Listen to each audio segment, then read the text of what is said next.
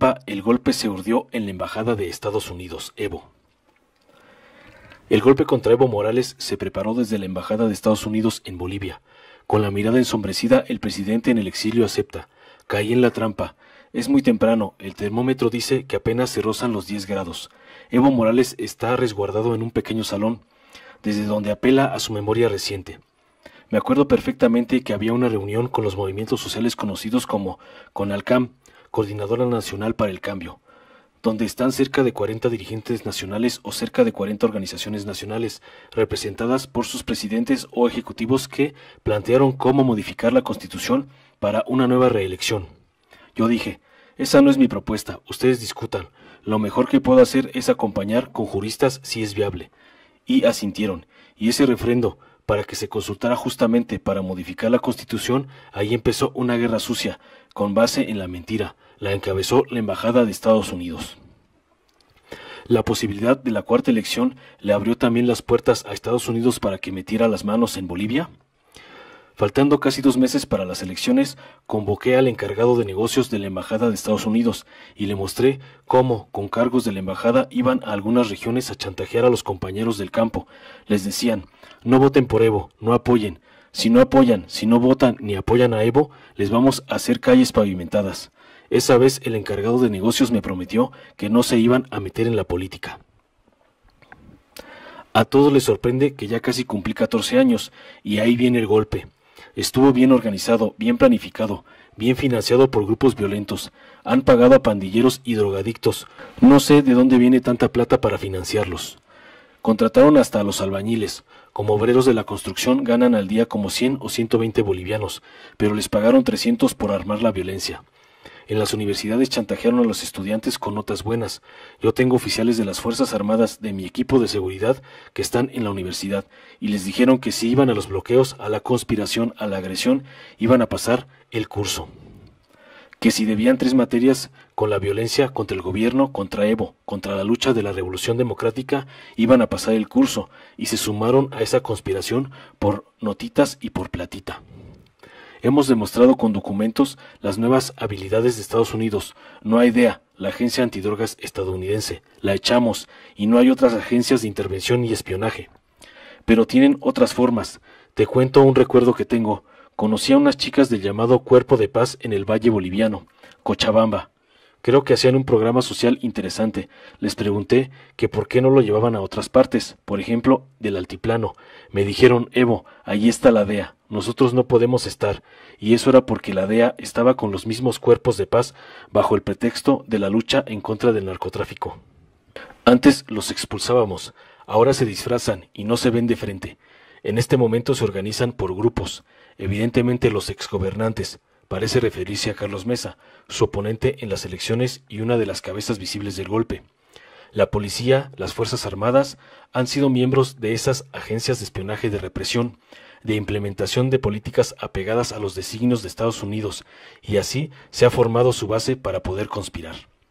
Entonces Evo Morales pone en claro la razón de la ambición, o cuando menos la de mayor importancia por el momento. Si el nombre del golpe está en la Embajada de Estados Unidos, el apellido es Litio.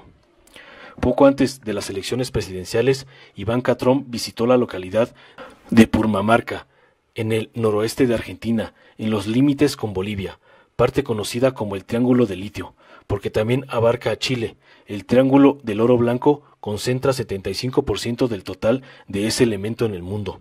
No obstante, Bolivia concentra casi la totalidad del metal que parece ser uno de los elementos más importantes para el futuro del mundo. Nosotros hemos empezado a desarrollar la industria del litio, pero hay políticas de privatización, asegura. También hay conspiraciones de los grandes monopolios que quieren adueñarse del metal. Entonces, ¿había signos que avisaban de las amenazas contra la presidencia de Evo Morales? ¿No resulta muy arriesgado tratar de quedarse en el poder? Los avisos parecían claros. Con la mandíbula apretada, el presidente en el exilio acentúa. Con anticipación prepararon este golpe. Fue un golpe totalmente diferente. En verdad espero que no sean todas las Fuerzas Armadas las que hayan participado, sino los comandantes. Usan a las Fuerzas Armadas para meter balas al pueblo. Cuando llegué al gobierno, las Fuerzas Armadas apenas tenían un helicóptero. En nuestra gestión tienen 25 helicópteros. Hemos equipado las Fuerzas Armadas, pero no para que estén en contra del pueblo. ¿Los ejércitos de hoy son garantes de la democracia? Parece que ahora, como en los años 70 del siglo pasado, el ejército va en contra de los gobiernos electos. Estoy convencido de que no son garantes. Apoyan las políticas neoliberales. Están con los sectores oligárquicos. Eso sorprende. Las Fuerzas Armadas tenían una buena imagen. Lamentablemente, esas buenas imágenes se van al tacho, recipiente de latón usado para lavar pisos. Ponchos rojos. Ustedes tienen a los ponchos rojos. Son un grupo interesante, beligerante. Hoy están en la calle, coreando la consigna de ahora sí, guerra civil. El comportamiento de los policías está llevando a que el pueblo también se organice. Me sorprende el planteamiento de guerra civil, porque si las instituciones como las Fuerzas Armadas no garantizan la democracia, eso significa que se va a obligar a que el pueblo se arme. No lo quisiéramos, yo no lo quiero personalmente, pero si nacen estos grupos, así como plantean la guerra civil, será por culpa, primero, de la derecha, y segundo, de esos comandantes que no garantizan la democracia. Por supuesto, los pueblos tienen derecho a liberarse. Después de que llegué a México, escuché todo mediante mensajes, videos, redes sociales. Vi cómo el pueblo va organizándose. Y a los ponchos rojos, su trayectoria de lucha contra el colonialismo, contra el intervencionismo, contra el militarismo, es histórica. En mis tiempos contra el neoliberalismo, son actores junto al pueblo alteño, junto al movimiento campesino. Están movilizados con bloqueos contra este golpe de Estado, hasta acabar con esta dictadura. A todo eso me refería cuando le preguntaba si había algún mensaje, alguna enseñanza para Latinoamérica con este golpe. En Bolivia lo que hemos visto, lo que hemos vivido es que instituciones como la policía está solo al servicio de grupos oligárquicos. Hugo Chávez tenía en su policía sus fuerzas armadas y organizó las milicias armadas. Cuando usted me pregunta sobre los ponchos rojos, quién sabe si algunas fuerzas sociales sean la base para convertirse en milicias, o que el pueblo también tenga su grupo organizado, armado, legal. El pueblo no quiere a las fuerzas armadas en la ciudad porque son cómplices del golpismo. Evo Morales señala que se va a tener un debate importante en el Foro de Sao Paulo. Tanto eventos antiimperialistas, eventos de solidaridad, de autodeterminación de los pueblos, eso va a provocar un debate. Cómo el pueblo tiene que organizarse en dos líneas de comunicación, redes sociales, pero también quién da la seguridad a los gobiernos progresistas o gobiernos de izquierdistas o gobiernos antiimperialistas. Ahora Morales sorbe jugo de naranja, parece más relajado, habla de lo que él llama sus pecados. ¿Sabe? No se aceptan nuestras políticas económicas, sociales, programáticas, liberándonos de las políticas impuestas por el Fondo Monetario Internacional sin el Banco Mundial. Eso no lo aceptan. Mi peor delito es liberarnos, no solamente en la parte social y cultural, no solamente en la parte ideológica, política, sino también en la parte económica. El crecimiento de Bolivia sorprende a todo el mundo. Se han implementado programas sociales, algunas políticas económicas que no quiere Estados Unidos. Como a ellos les encanta el imperialismo y el capitalismo, ese es el pecado que tiene Evo, el presidente del campo. Pasamos de un Estado colonial a un Estado plurinacional, con una economía plural, donde el Estado encabeza la inversión, acompañado por el sector privado, pero también por los sectores asociativos como cooperativas, empresas comunitarias, familiares. Los primeros años de nuestra gestión, los privados no lo aceptaban.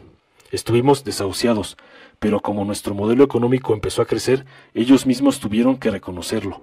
Algunos empresarios me dijeron: presidente, con su proceso hemos mejorado nuestra economía, hemos crecido, mejor que con muchos partidos de derecha. Algunos sectores privados no están de acuerdo. Por eso digo que es cuestión de clase. ¿Cómo es posible, se pregunta, que este indio, que los indígenas puedan demostrar que hoy Bolivia está mejor? Usted, con sus programas sociales, sacó de la pobreza a muchos bolivianos, que se convirtieron en una clase media que ahora rechaza su forma de gobierno. ¿Qué piensa de eso? Ese es el otro pecado que tengo. Hemos implementado programas sociales para las familias más humildes. ¿En qué consisten los programas? Una familia, una persona hace un proyecto productivo. Por ejemplo, cuesta $1,000. El Estado le dona 70%. Son programas para liberar la pobreza.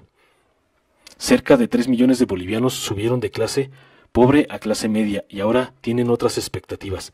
El pecado de Evo es que sea un indio el que libere el crecimiento económico. ¿Cómo un indio va a saber esto? Ya se sienten clase media. Ahora se dan cuenta de que en verdad son clase media, pero muchos clase media son clase a medias. No aceptan que los sindicalistas e indígenas podamos demostrar que Bolivia tiene mucho futuro. Yo vengo de las luchas sociales, de las familias más humildes. Yo no vengo desde el altiplano boliviano, al oriente boliviano, de Chapare, a hacer política, ni a ser sindicalista, sino a mejorar la economía. Luego me pregunto, ¿por qué he llegado a la presidencia sin formación académica? Fue gracias a la verdad y gracias a la honestidad. Nadie me puede acusar de corrupto, robar jamás. Aprender. Tengo la idea de que el gran problema de la izquierda es que no sabe educar a su gente, que ha dejado la educación a los medios de comunicación electrónicos. Por ejemplo, ¿es así? Sí, tienes mucha razón. A veces son temas de gestión, descuidando la ideologización de los nuevos líderes. No vengo de talleres o seminarios de ideologización, sino de marchas, de congresos, de encuentros permanentes. Eso para mí es otra forma de aprender. Yo escuchaba, por ejemplo, al Partido Comunista de Bolivia. Si no pasas por la Juventud Comunista, no eres militante. Descuidamos la ideologización por repasar el pasado. Esto ha sido otra debilidad. ¡Qué contradicción! A final de cuentas, con su proyecto se estuvo alimentando a la derecha. Sí, se puede entender así. Ahora me doy cuenta, con las reflexiones, con las preguntas que me haces, que con las políticas económicas hemos alimentado al sector privado para que algunos de ellos conspiren. No creo que sean todos. Las nuevas generaciones tienen que caer en la cuenta de quiénes son los enemigos. El capitalismo y el imperialismo no les garantiza el futuro. Y hablando de futuro, ¿no ve mucha sangre en las calles de Bolivia? Eso quiero evitar, por eso me salí. Desde México estoy pidiendo pacificación, pido la intervención de las Naciones Unidas, la intervención de la Iglesia Católica. Pero, ¿usted aún cree en eso? De alguna manera, para bajar la tensión. No toda la Iglesia Católica es mala. Nos ha sorprendido el comportamiento de algunas iglesias evangélicas, pero también hay buenos, como los metodistas. En fin, tiene que haber un diálogo nacional, tiene que haber participación de los organismos. El pueblo está movilizado para que Evo termine su gestión. Ahora que la OEA también es golpista, ¿a quién debemos llamar para buscar una mediación? Serán las Naciones Unidas. Se necesita un garante de que haya diálogo, que vuelva la democracia y que acabe mi gestión. Y si ellos no quieren que tenga relación, no la tengo, pero tienen que entender que la primera tarea es pacificar. Evo Morales viste una chamarra de franela a cuadros. La entrevista ha terminado, pero dice que el gobierno de México, de López Obrador, es de esperanza y reitera que le salvó la vida. Luego apura una sonrisa para las cámaras, gesto que cambia por el de preocupación cuando las lentes ya no le apuntan. Yo viajaba mucho, todo el tiempo, ahora me siento encerrado. Y con un apretón de manos se despide con la idea de regresar muy pronto a su Bolivia. Informó Mr. Politicón, nos vemos en el siguiente video.